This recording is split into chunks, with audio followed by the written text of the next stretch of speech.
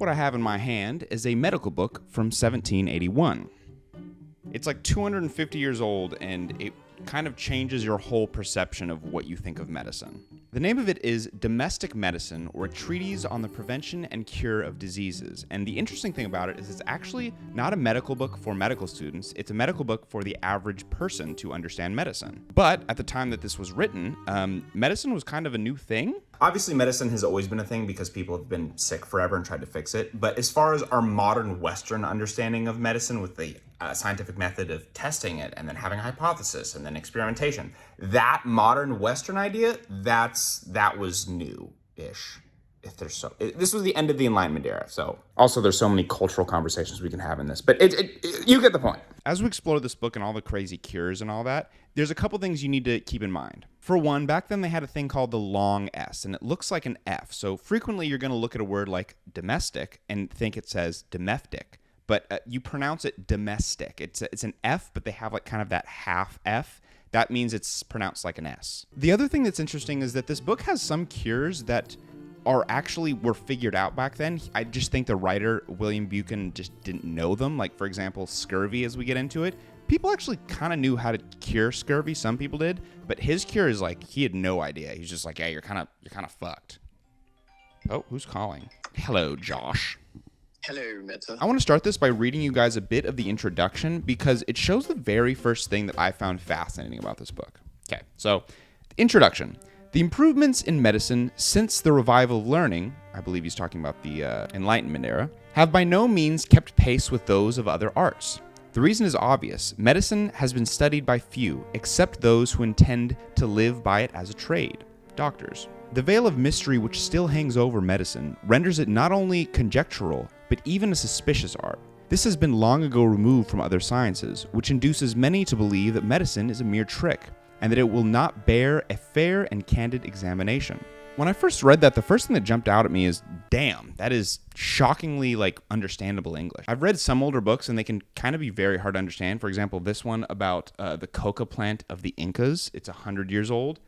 Unintelligible. Fucking insane to read. Not understandable. I think that one's actually hard to understand because the guy who wrote it had a major small dick syndrome. Like, he was just trying, the entire time he's trying to prove his vocabulary. He's like, oh, big word, big word. It's like, dude, you do not need to use those. Anyways, this book, very well written. It's really fun to read, actually. Another thing while reading the introduction that I find interesting is that he really does talk about all the other sciences. He talks about all the other arts and sciences that are seen as ooh, those are real sciences, but medicine is like a quack thing.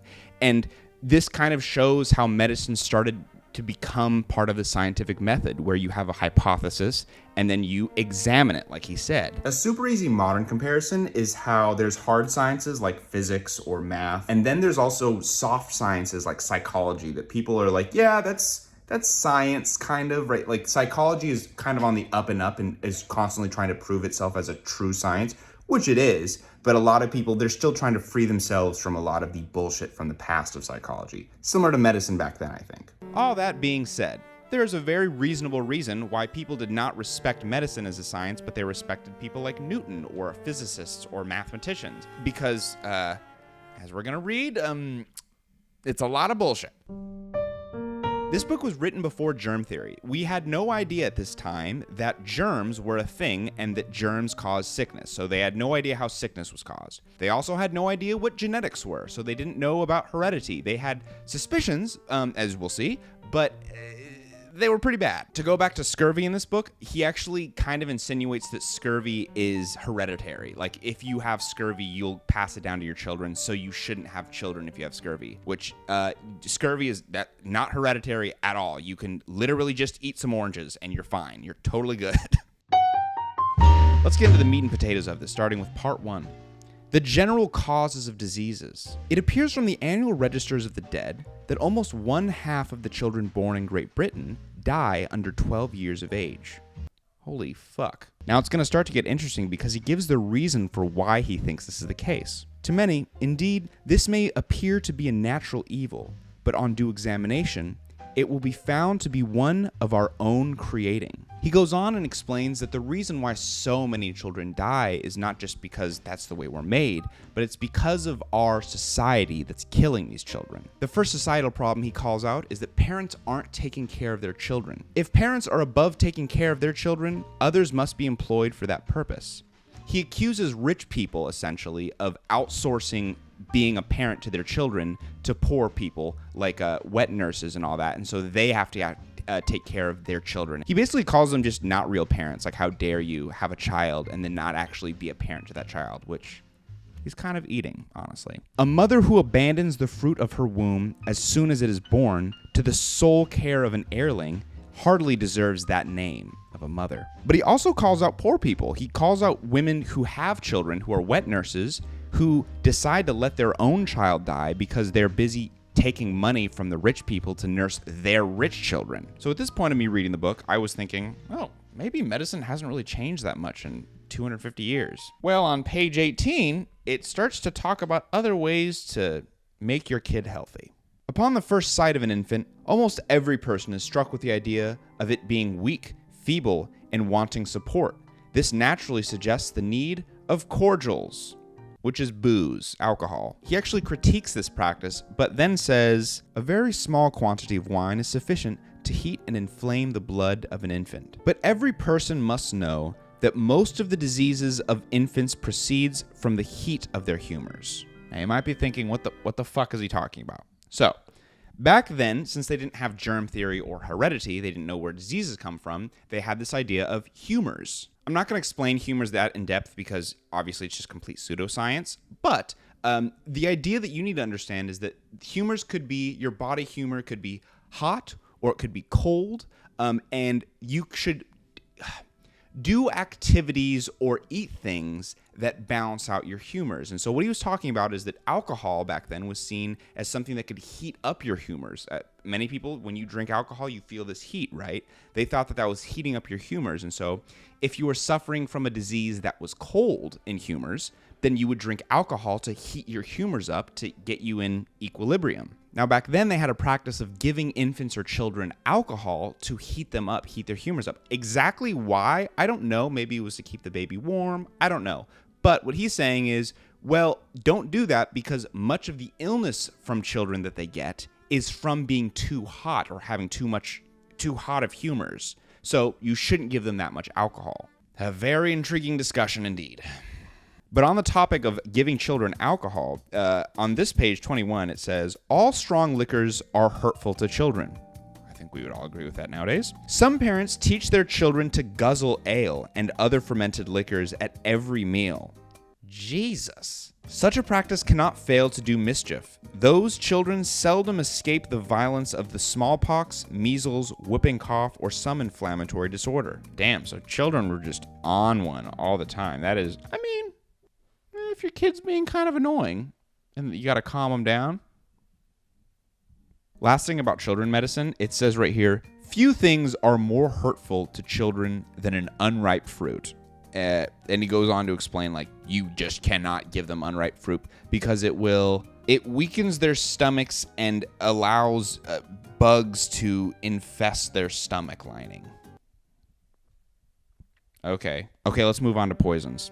I actually found this chapter because I was trying to find opium because I'm the drug guy. They actually classify 3 categories of poison, which are... I messed this one up. It's plant poisons, animal poisons, and mineral poisons. It's kind of self-explanatory, but animal poisons are like snake venom or spiders. That's an animal poison. Vegetable poisons are things like hemlock or deliriants like nightshade or opium. He actually defines as a poison, yet he also acknowledges is medicinal. And then mineral poisons would be things like arsenic, things like mercury, which also he prescribes for certain ailments. I actually think he defines all narcotics, like all psychoactive substances, as like a type of poison.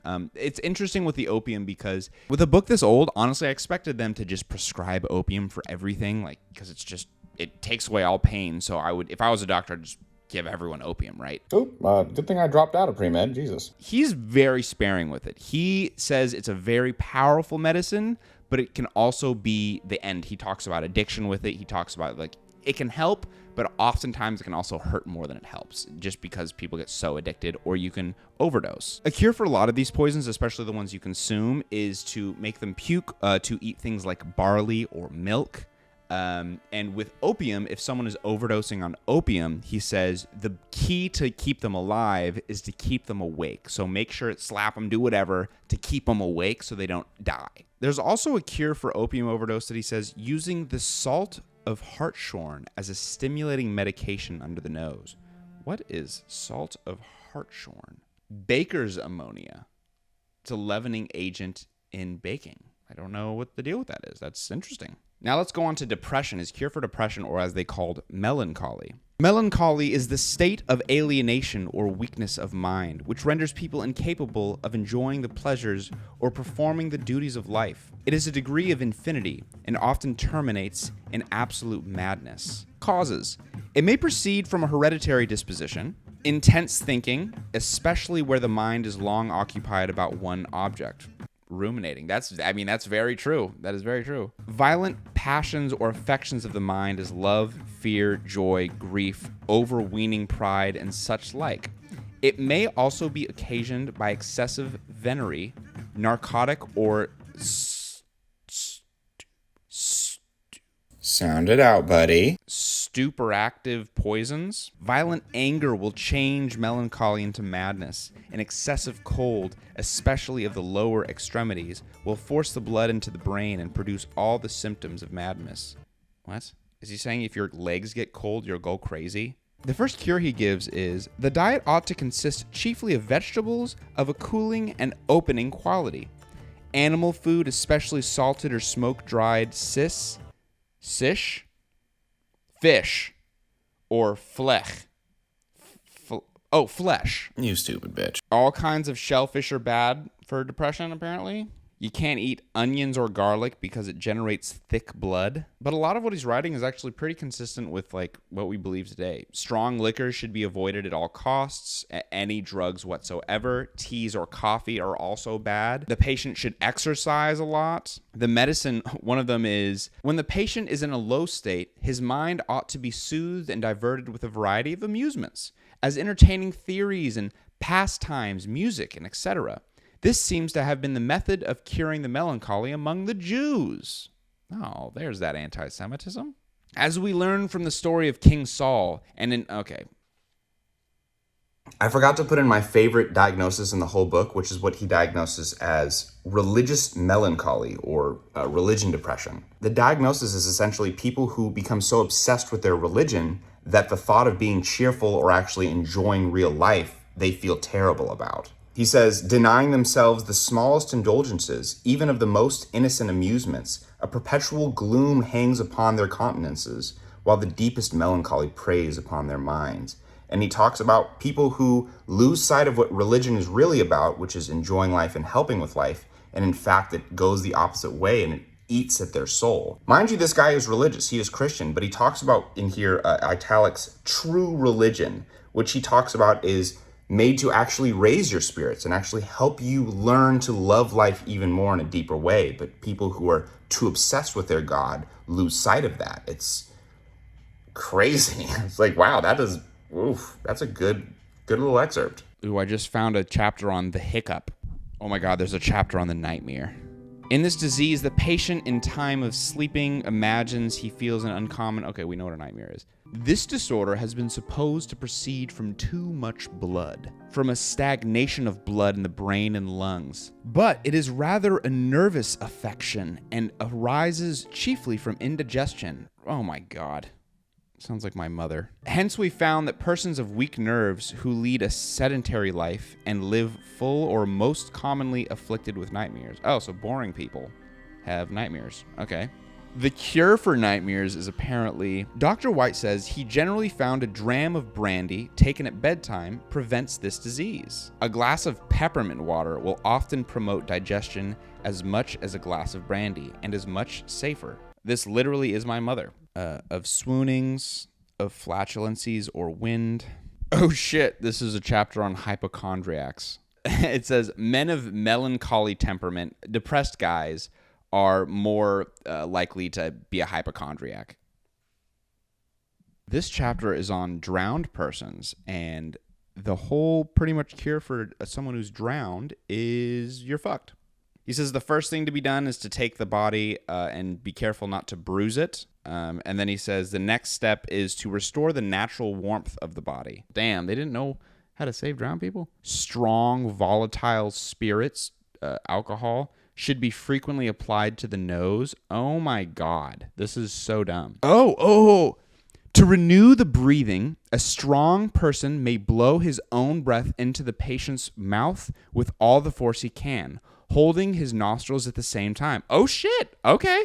When it can be perceived at the rising of the chest or belly, the lungs are filled with air. Wow, okay, maybe they did actually save people. I don't know what's up with all the fucking stupid bullshit, but okay. Okay, finally, for the last chapter, there's so many chapters. There's on asthma, there's on rickets, there's on consumption, there's cancer, everything. They have cures for everything. And of bleeding, no operation of surgery is so frequently necessary as bleeding. I read this whole chapter. Basically, it just talks about how bleeding is like just the best medical practice you could ask for. It just answer to all your problems. Interestingly, I always thought that you bled in like the same place, like you would like take your wrist and bleed them there. But apparently, if you had like a headache or problems with the mind, you'd bleed your head, or you'd bleed your arms, or you bleed your stomach. They would just bleeding essentially is just they would cut you and then rid the bad blood from you. Yeah, it's pretty crazy, man. But this guy is just obsessed with bleeding. He just is like, oh, bleeding's the best. Oh my God. I would not be surprised if like the euphoria of bleeding was like tied to like kind of similar self-harm of today. I don't know. That'd be an interesting study. Okay, I'm bored now. That was fun. Okay, I just wanted to share this book. Isn't it a cool book? Also, guess how much this is? It's a real like actual original book from that time. It's $150. $150. It's wild. Okay. Bye-bye.